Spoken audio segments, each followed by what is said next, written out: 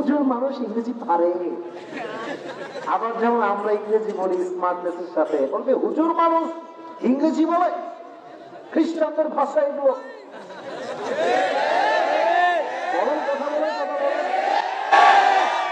হুজুররা যেমন একটু আস্তে হাঁটে, বলবে যে জনমের খাওয়া খাইছে, হাঁটতে পারতেছে না। আবার যখন একটু দৌড় দিয়ে হাঁটে, বলে ওরে মামা দাওয়াত আছে, আছে স্বাভাবিক হুজুর আছে না নাই, বলেন বলেন বলেন বলেন। হুজুররা আগে আগে বিয়ে করে, বলবে হুজুর মানুষ বিয়ে তো আগেই করবে, যদি বিয়ে না করে সমস্যা মনে হয় ভেতরে আছে একটা, না বিয়ে করেন বলেন বলেন। কঠিন বিপদে ভাই আমি হুজুর হয়ে পড়ছি, ঝামেলার কোনো শেষ নাই। যুবকদেরকে নিয়ে ওয়াজ করলে কয় যুবকদের হুজুর, মেয়েদেরকে নিয়ে ওয়াজ করলে বলে নারী বিশেষজ্ঞ হুজুর, আবার যখন তাফসীর করি বলে হুজুর এটা তাফসীরই করে, আর কিছু করে না। যাবো কোথায়? যায় তো যায় কাহা, বলে তো বলে কায়া, কি বলবো? তবে সমস্যা হচ্ছে, এটা হচ্ছে মুনাফিকের চরিত্র। মুনাফিক সামনে দেখলে মিটি মিটি হাসে, হুজুর ভালোবাসি, আই লাভ ইউ, অনেক ভালোবাসি আপনার, আর যখন বাহিরে যায় বাস দিতে এক চুল পরিমাণ দেরি করে না। বগুড়ার সন্তানরা মুনাফিক হতে পারে না, এটা পীরের জাতি, দেখা বলো যুবকরা। বগুড়ার মানুষ ভালোবাসতে জানে মন থেকে, আমি আগেও দেখেছি, এটা ইতিহাস আমার কাছে আছে। অতএব আমাকে আজকে মন খুলে ওয়াজ করার সুযোগ দিবেন তো? জানি ইনশাআল্লাহ, শুনি নাই, এবার সবাই বলে দিবেন তো ইনশাআল্লাহ? আমি অথবের জবান থেকে আল্লাহ যেন এমন কিছু কথা বলার সুযোগ দিয়ে দেন, যার দ্বারা আল্লাহ সবাইকে হেদায়াতের নূর দান করে। সকলে পড়া আমিন। আমি আমার নির্দিষ্ট সূরা তাফসীর করব, আমি সূরাটা অলরেডি বের করেই ফেলেছি আজকে আপনাদের সামনে। তাই ভূমিকায় কিছু কথা বলে আমি আমার তাফসীরে কাম ব্যাক করতে চাই। কারণ আমি সমাজ যা দেখতে পাচ্ছি, আজকের ৮০% যুব সমাজ নষ্ট হয়ে গিয়েছে একজন চরিত্রহীন মেয়ের পাল্লায় পড়ার কারণে, এবং আরো বেশি যুবক নষ্ট হয়েছে পর্নোগ্রাফির কারণে। একটা আচ্ছা, আমার কথা বুঝতে কোনো সমস্যা হচ্ছে আপনাদের? এটা হচ্ছে স্মার্টফোন। এই একটা স্মার্টফোন কারণ জীবনের মোড়কে ঘুরিয়ে দেয়, সফল বানিয়ে দেয়। আবার এই একটা স্মার্টফোন যুবকের চরিত্র, ঈমান সবকিছুকে ধ্বংস করে দেয়।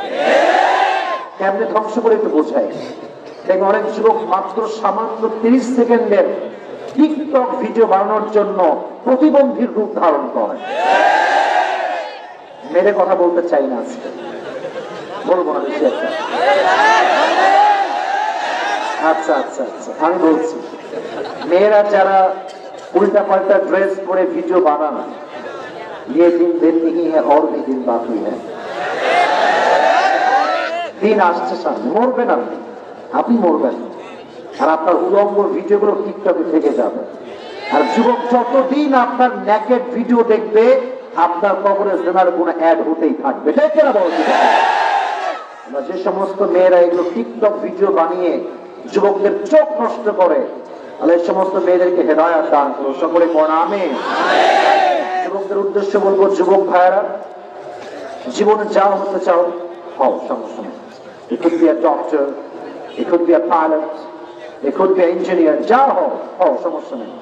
বাট মাথায় রাখবা, ইন্না আকরামাকুম ইনদাল্লাহি আতকাকুম, যার হৃদয়ে আল্লাহর ভয় নাই, ইঞ্জিনিয়ার হোক, ডক্টর হোক, প্রাইম মিনিস্টার হোক না কেন, যার হৃদয়ে আল্লাহর ভয় নাই, তার আল্লাহর সামনে টানা পয়সা কোনো দাম নাই। অতএব আল্লাহর ভয়টা হৃদয়ে রাখো। আর তোমাদের সবাইকে বলবো, জীবনে অনেক কিছু ঘটবে, ভালো মন্দ সব মিলাই হচ্ছে লাইফ। হ্যাঁ, সব মিলিয়ে জীবন। Everything has two side, bad side, good side, positive side, negative side. জীবনটাও is exactly like that. Some days are good and some days are bad. কখনো দিন ভালো, কখনো দিন খারাপ। যেই মুসলমান ভালো দিনেও আলহামদুলিল্লাহ, খারাপ দিনেও আলহামদুলিল্লাহ, সে হচ্ছে প্রকৃতপক্ষের ইমানদার বান্দা। আমার বোনেরা কথায় কথায় অভিযোগ করে, অভিযোগের শেষ নাই।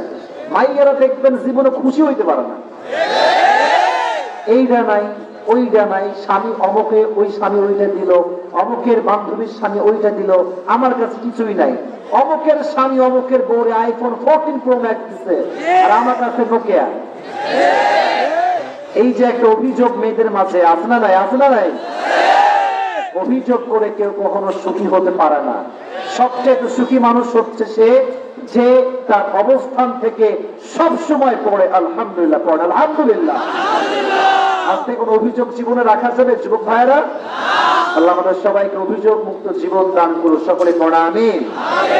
দুইটি নসিহত পেশ করব, মুরব্বী আব্বা জানরা একটু মনোযোগ দিয়ে শুনবেন। যুবকদের জন্য, মাদের জন্য দুইটি নসিহত পেশ করেই আমি আমার তাফসীরে ফিরে আসবো। এক, বিশেষ করে আমার যুবক ভাইদের জন্য ভেরি ইম্পর্টেন্ট সাবজেক্ট। পৃথিবীতে তুমি হয়তো ওয়াজ শুনেছো, অনেক রকমের ওয়াজ। আমার ওয়াজ আমি সবসময় ট্রাই করি যেন তোমাকে দুনিয়া এবং আখিরাত দুইটা আমি শিখাইতে পারি। কারণ কোরআনে এসেছে রব্বানা আতিনা, বুঝি নাই, রব্বানা আতিনা ওয়া ফিল আখিরাতি হাসানা। আচ্ছা, আল্লাহ আগে আখিরাত আনছে, দুনিয়া আগে আনছে? দুনিয়া আনছে। উদ্দেশ্য হচ্ছে তুমি যে একদমই আখিরাতমুখী হবা, সব ভুলে যাবা দুনিয়া, তা না। দুনিয়াও ঠিক রাখতে হবে, আখিরাতও ঠিক রাখতে হবে। দুনিয়া কেমনে ঠিক রাখবা? ব্যবসা, দ্যাট শুড বি হালাল। জব, দ্যাট শুড বি হালাল। তুমি যে সেক্টরে আছো, যে জবে আছো, সব হওয়া লাগবে হালাল। এরপরে তুমি আখিরাতকে অর্জন করবা। তোমার জব যদি হয় হারাম, তুমি যতই 5 ওয়াক্ত নামাজ পড়ে তোমার যুবক, তোমার 1 ওয়াক্ত নামাজ আল্লাহর কাছে কবুল হবে না। যুবক, the first message is your earned money source should be halal. রিজিকের মাধ্যমটা হবে হালাল। এমন কোন রিজিক আমরা খাবো না যে রিজিকটা হারাম হবে। এখন আমি এইটা কেন বললাম, তুমি যদি টাকা পয়সা ইনকাম না করো, এই সময় এসে বিয়ে করা খুবই টাফ হয়ে যাবে, খুবই টাফ হয়ে যাবে, খুবই টাফ হয়ে যাবে। কারণ আজকালকার মেয়ের বাবারা যখন মেয়ের জন্য ছেলে খোঁজে, ছেলে আসছে, কি ব্যাপার বাবা? উচিত ছিল বলা যে আব্বা যান, আপনি কি নামাজ কালাম ঠিকঠাক পড়েন? দাড়ি কোথায়? আপনার টুপি কোথায়? দাড়ি কোথায়? No no no, they don't ask this kind of question. কোনো প্রশ্ন এরকম হবে না। প্রথমেই বলে বেটা তুম কিতনে पैसे कमाते हो पहले ये मुझे बताओ। টাকা, টাকা, টাকা থাকলে কোনো বাপ আছে এরকম যা টাকলার সঙ্গে মেয়েতে এক মুহূর্ত দ্বিধাবোধ করে না। এক্ষেত্রে মেয়েদেরও দোষ আছে। মেয়েরা বলে যে টাকা থাকলে হবে, চুল আছে কিনা আমি কি করবো এইসব দিয়ে, টাকা আছে মানে সব আছে আমার কাছে। তো যুবক ভাইরা, ইনকাম সোর্সটা হালাল হওয়ার দরকার আছে না নাই? জোরে বলো, আছে না নাই? ইনকাম সোর্স হালাল করবা। 2 নাম্বার মেসেজটা হচ্ছে আমার প্রিয় বোনদের জন্য। সেটা হচ্ছে, আমার বোনেরা, আমি দেখেছি, অনেক মেয়েকে দেখেছি, এরা বিয়ের আগে 4-5টা ছেলেকে একদম নাকের ডগায় খুব মনে করে যে একেবারে यार ये तो अभी के भी जन्नत से भाग कर आई है।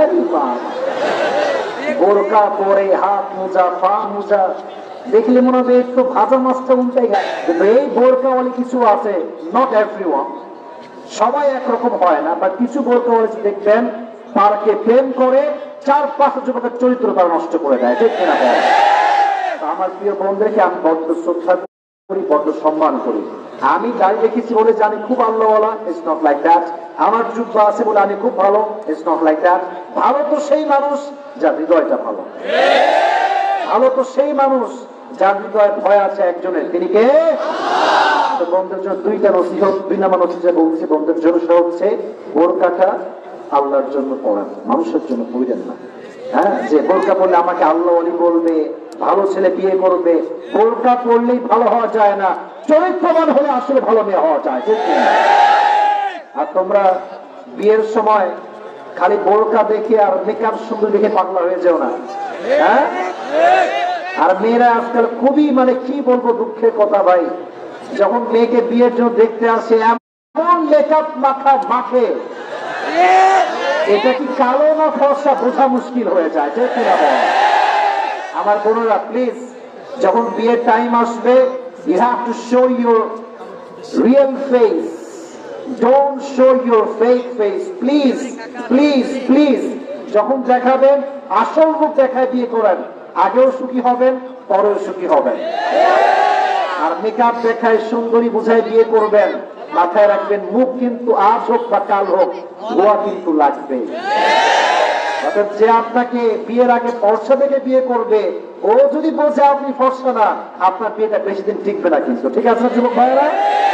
আল্লাহ প্রত্যেকটা বোনকে চরিত্রবান হয়ে বোরকা পরে প্রকৃতপক্ষের পর্দাশীল হওয়ার তৌফিক দান করুন। সকলে পড়া আমিন।